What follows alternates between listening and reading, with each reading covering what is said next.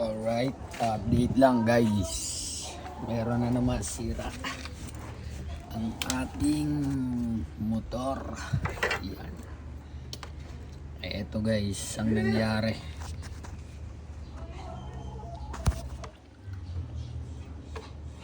Bumigay na. Hindi na kinaya ng plastic. Hindi ko alam kung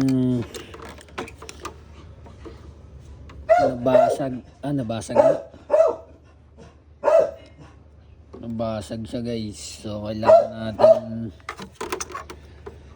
ayusin na naman to. Idikit natin, hanapan natin ng paraan. Pero kaya pa naman bumiyahe sa umaga. Hindi naman gagamitin sa umaga yan eh. So yun lang guys, bawasan tayo ng isang mata.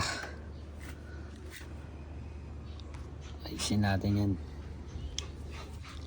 Tapos hindi pa pala natin to na ayos itong seal niya, oil seal niya. So update na lang guys. Alright, peace out.